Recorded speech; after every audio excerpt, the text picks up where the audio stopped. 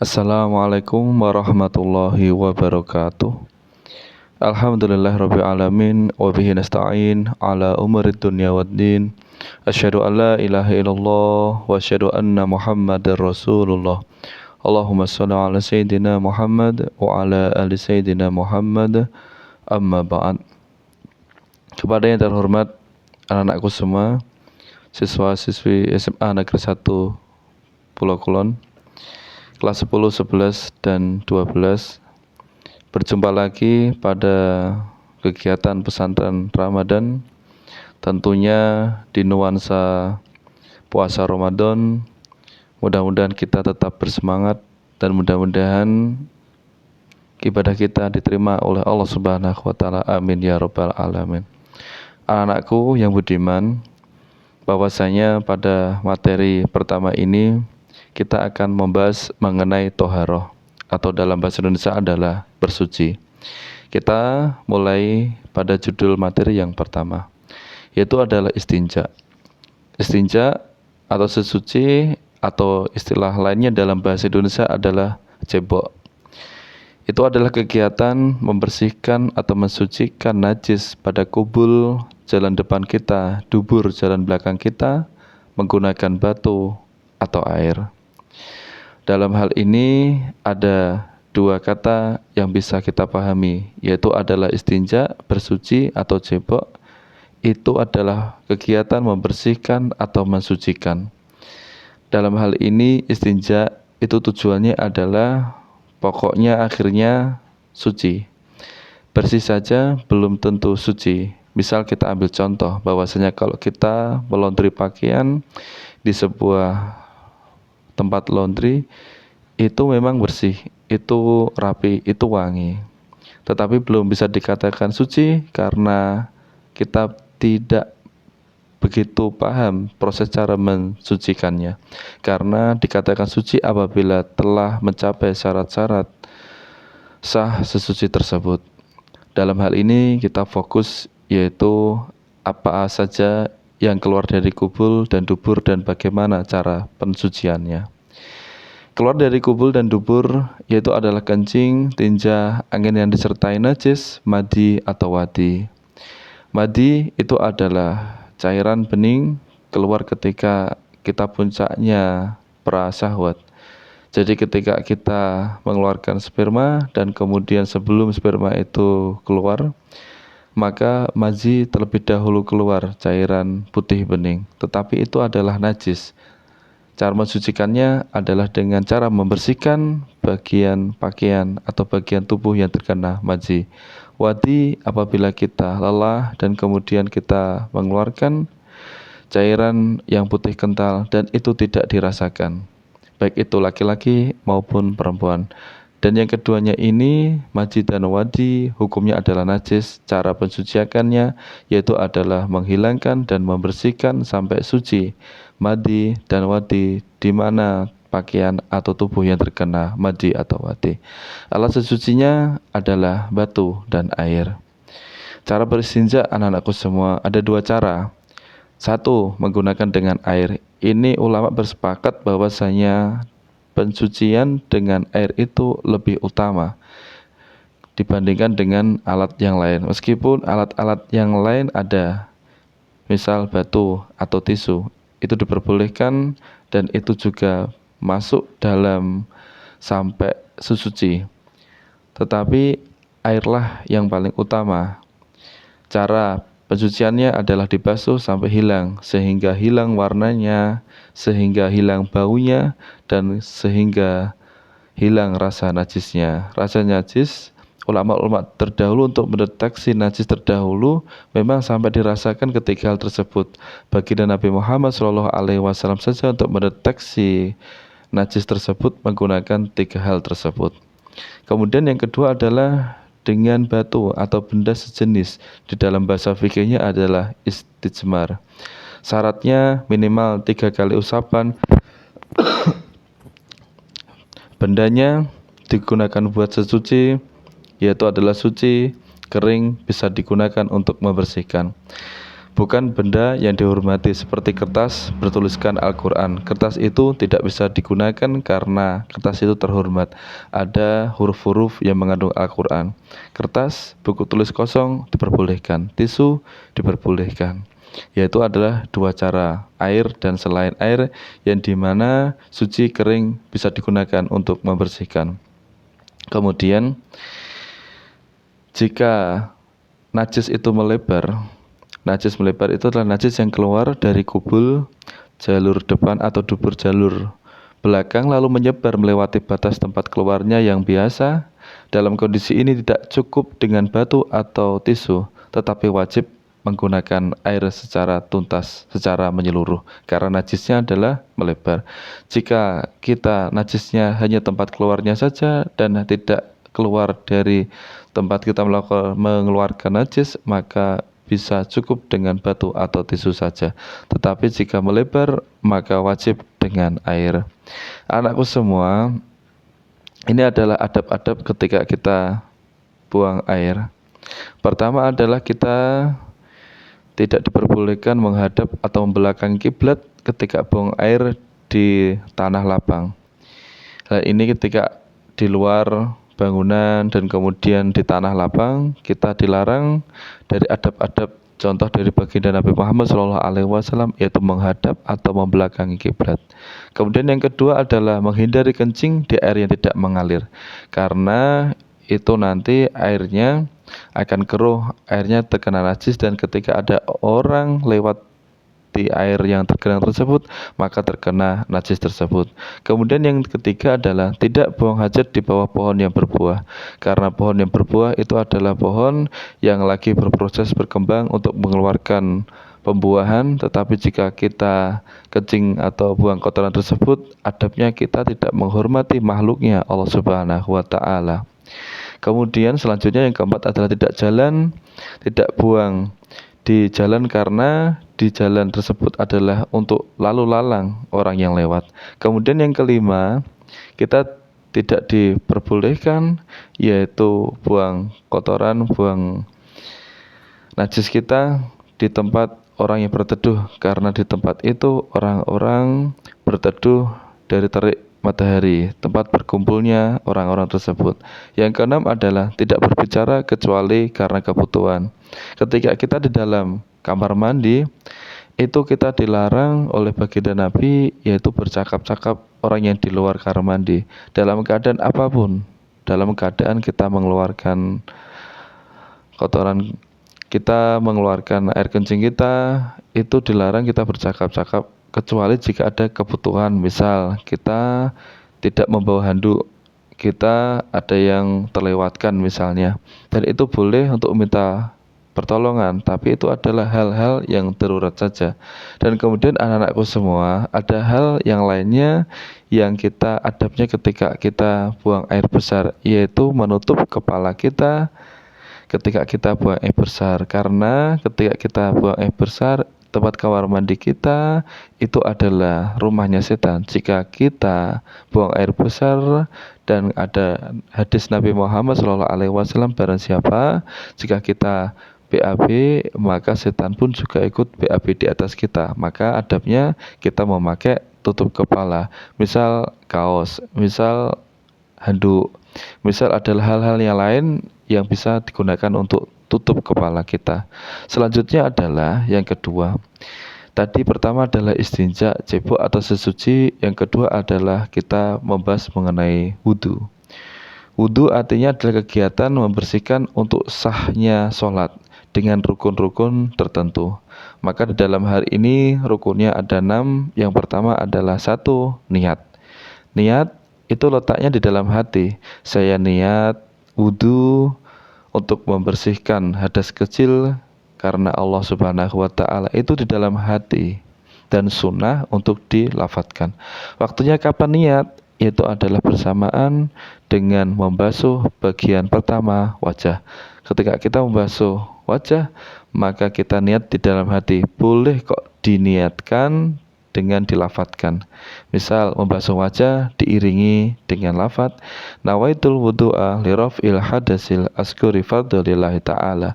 Saya niat berwudu untuk menghilangkan hadas kecil karena Allah Ta'ala. Kemudian yang kedua adalah setelah niat kita membasuh wajah. Yang dinamakan membasuh wajah adalah kita menampung aliran air dari keran kita, kemudian kita tandungi di telapak kedua tangan kita, dan kemudian kita basuh di wajah kita secara menyeluruh yang sampai kepada batas wajah. Batas wajah kita itu adalah atas, tempat tumbuh rambutnya, kepala, atau bisa dikatakan dahi. Dan ketika di atas rambut itu kita mentoknya adalah rambut di atas, maka dahi itu adalah batas di atas. Jika kita terlihat rambut kita di bagian atas, berarti itu sudah dikatakan jika perempuan berkerudung maka auratnya kelihatan karena sudah keluar dari batas wajah. Kemudian di bawah adalah dagu, atau bisa dikatakan adalah tempat tumbuhnya jenggot. Kalau laki-laki itu adalah dagu. Ini membasuh wajah. Kemudian selanjutnya samping kanan kiri kita bisa sentuh dari telapak tangan kita, jari-jari kita menyentuh ada tulang yang lunak di kanan kiri kita, itu adalah batas kanan kiri yang dinamakan wajah. Dan kemudian membasuh wajah yaitu adalah kumis kita basuh, dan kemudian jenggot tipis kita basuh. Kalau tebal cukup di sela-sela dengan jari-jari kita. Selanjutnya adalah yang ketiga, membasuh kedua tangan sampai siku, dari ujung jari sampai siku, dan kemudian bisa juga kita alirkan dari keran dimulai dari siku kita sampai jari-jari kita. Artinya jari-jari kita sampai siku kita itu terbasuh kena air, dan itu adalah rukun wudu. Misal kalau ada cincin, air harus masuk ke bawahnya. Bisa kita putar-putar cincin kita untuk airnya bisa membasahi jari jemari kita. Anakku semua, yang keempat adalah mengusap sebagian kepala. Ingat, kalau mengusap itu hanya tangan kita aliri dan kemudian airnya kita buang, dan cukup tangan kita basah dan kemudian kita bisa usapkan kok, yaitu sebagian kecil kepala kita, bisa di atas, bisa di samping kanan kiri, walau hanya beberapa helai rambut yang ada di batas kepala kita itu sudah masuk, yaitu kita sudah bisa dikatakan mengusap sebagian kepala. Anak-anakku semua, bahwasanya berbeda kok antara membasuh dan mengusap. Kalau membasuh yaitu adalah kita mengalirkan air kepada anggota yang dikenakan rukun wudhu, tetapi kalau mengusap hanya sebatas tangan kita basah dan kita usapkan di bagian yang kita usapkan. Selanjutnya adalah anakku semua, yang kelima adalah membasuh kedua kaki. Membasuh kedua kaki itu adalah dimulai dari ujung jari kaki sampai mata kaki. Mata kaki wajib ikut dibasuh. Pastikan kita sela-sela jari kita juga terkena air. Adapun toh itu keluar dari atau ke atas dari mata kaki dikatakan sah kok. Tapi apabila kita menggunakan air kok begitu banyak sampai kepada betis kita, dan itu menggunakan air yang banyak, itu bisa dikatakan makruh. Makanya ada kriteria menggunakan air secukupnya, dan itulah yang dinamakan membasuh kedua kaki sampai mata kaki. Selanjutnya adalah yang keenam, tertib. Tertib itu adalah harus berurutan sesuai susunan ayat dari Al-Quran yang dikemukakan Bapak di awal tadi. Yang pertama adalah niat, kedua adalah membasuh wajah, membasuh tangan sampai siku, mengusap sebagian kepala, kemudian membasuh kaki sampai mata kaki. Kalau tidak urut, wudunya dianggap tidak sah. Catatan penting, ya termasuk rukun hanya 6 ini. Adapun membaca basmalah, membasuh tangan dan menyela-nyela jari, berkumur, menghirup air ke hidung, mengusap telinga, membasuh 3 kali, itu semua adalah sunnah, bukan rukun. Kemudian selanjutnya adalah anak-anakku yang membatalkan wudhu, yaitu adalah ada 5. 1. Apa saja yang keluar dari 2 jalan, kubul dan dubur, itu semua. Kemudian kedua, tidur yang tidak dalam keadaan duduk dengan pantat menetap di bumi. Artinya, tidur yang memungkinkan keluarnya sesuatu tanpa terasa. Kalau misal anak-anakku semua sholat dan kemudian posisi dia duduk, kalau duduknya dia tidak bersandar dan bisa menetap di bumi, maka dia bisa dinamakan dia tidak jatuh pembatalan wudhu. Tetapi dia tidur, kemudian dia ngantuk sampai dia bersandar ke dinding dan kemudian pantatnya juga tidak kita bisa mengontrolnya, itu wudhunya batal. 3. Hilangnya akal seperti gila, pingsan, mabuk, atau penyakit ayan, itu membatalkan wudhu kita. 4 adalah menyentuh perempuan ajnabiyah atau bukan mahram tanpa penghalang. Artinya bukan mahram adalah bukan keluarga kita. Mahram artinya adalah keluarga yang haram kita dinikahi, dan istri kita itu adalah ajnabiyah. Kita laki-laki bersentuhan dengan istri kita, maka itu adalah wudhunya batal karena ajnabiyah orang lain yang halal dinikahi kita. 5. Menyentuh kemaluan dengan bagian dalam telapak tangan. Itulah yang kelima, 5-nya membatalkan wudhu. Kemudian yang ketiga tadi istinja. Kemudian kedua adalah wudhu. Ketiga ini adalah tayamum. Tayamum ini juga amat penting di dalam kehidupan kita jika kita tidak menemukan air atau kita udzur dalam kita menggunakan air. Tayamum pengganti wudhu untuk mengesahkan sholat dengan menggunakan debu karena tidak ada air dan udzur menggunakan air. Sebab-sebab tayamum anak-anakku semua ada 3. 1. Tidak ada air, tidak menemukan air setelah mencarinya sesuai batas yang wajar, yaitu ketika kita akan tayamum kita disuruh oleh baginda Nabi, yaitu adalah kita mencari air sejauh 150 meter. Jika kita sudah berusaha kok tidak menemukan air tersebut, maka hukumnya boleh tayamum. Yang kedua adalah sakit. Jika penggunaan air dapat memperparah sakit atau memperlambat kesembuhan, maka kita juga diperbolehkan melaksanakan tayamum. 3.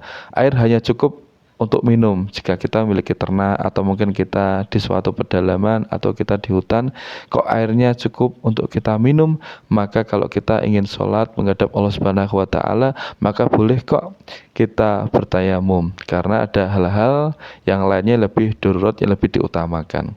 Itulah sebab-sebab tayamum anak-anakku ada 3. Selanjutnya adalah cara tayamum, yaitu adalah persiapan. Sudah masuk waktu sholat, menggunakan debu yang suci, yaitu adalah tidak tercampur pasir dan kapur.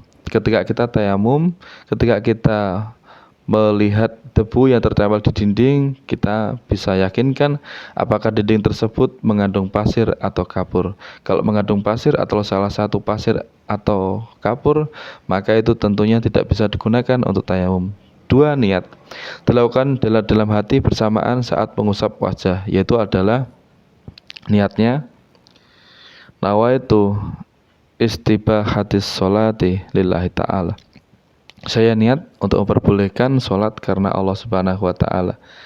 Selanjutnya adalah yang ketiga, menempelkan kedua tangan ke debu.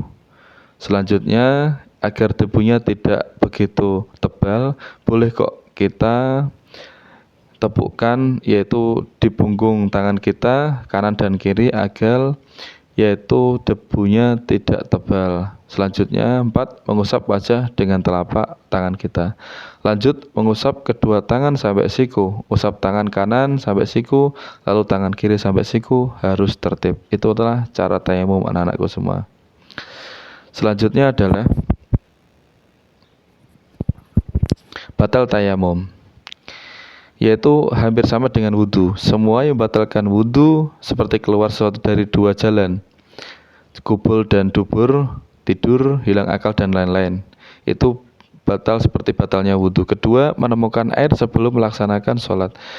Ketika bagi orang yang tayamum karena tidak ada air tiba-tiba melaksanakan sholat, dan sebelum melaksanakan sholat tersebut turun hujan, maka itu batalah tayamum. 3 adalah hilangnya uzur, seperti orang sakit yang sudah sembuh sehingga bisa memakai air kembali, maka hilangnya uzur itu hilangnya dia sahnya tayamum dan batal tayamumnya. Lanjut, dan demikian anak-anakku semua.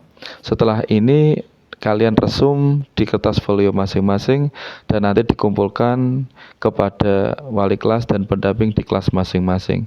Dan setelah ini, setelah meresum anak-anak semua, ada hal-hal yang perlu kalian diskusikan dan nantinya diskusi tersebut akan dipimpin Bapak Ibu wali kelas yang mendampingi di kelas masing-masing beserta pendampingnya. Mudah-mudahan materi singkat ini menambah kita di dalam beribadah pada Allah Subhanahu wa taala, yaitu tentang toharoh. 1. Istinja, kedua adalah wudhu, ketiga adalah tayamum.